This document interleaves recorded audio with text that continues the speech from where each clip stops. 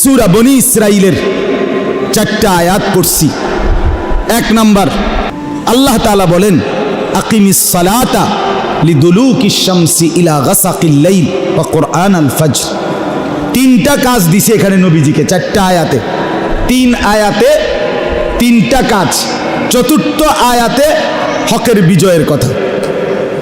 প্রথম আয়াতে আল্লাহ বলছে আপনার জন্য প্রথম আমল, আপনি এবং আপনার উম্মতের জন্য 1 নাম্বার আমল হলো 5 ওয়াক্ত নামাজ। কি বলেন না?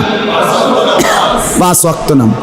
আকিমিস সালাতা লিদুলুকিশ শামসি ইলা গাসাকিল লাইল ওয়া কুরআনাল ফজর।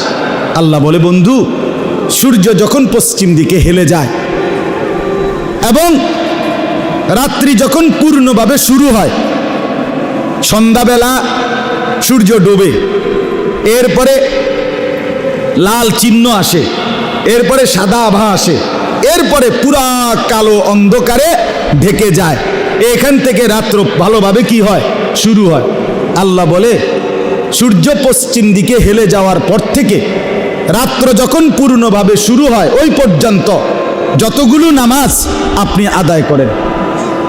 তাফসীরের মধ্যে লিখছে এর মানে হলো 4 ওয়াক্ত, জোহর, আসর, মাগরিব, এশা। কয়টা হইল? আর বাকি আছে কয়টা? সেটা কি? আল্লাহ বলেন একসাথে বলতে পারতাম, কিন্তু বন্ধু ফজরের নামাজ এটা ভীষণ গুরুত্বপূর্ণ, অনেক বেশি গুরুত্বপূর্ণ। এই জন্য আল্লাহ বলেন ওয়া কুরআনাল ফজর, এবং বিশেষভাবে ফজরের কোরআন তেলাওয়াত, ফজরের কোরআন এই নামাজটা বিশেষভাবে অবশ্যই আদায় করুন। সুবহানাল্লাহ। ইন্না কুরআনাল ফজরি কানা মাশহুদা। আল্লাহ বলে নিশ্চয়ই ফজরের কোরআনে, ফজরের নামাজে সারা পৃথিবীর সমস্ত ফেরেশতা প্রতিদিন সন্ধ্যায় আল্লাহর ফেরেশতা একদল জমিনে আসে, গোটা দুনিয়া পাহারা দেয়।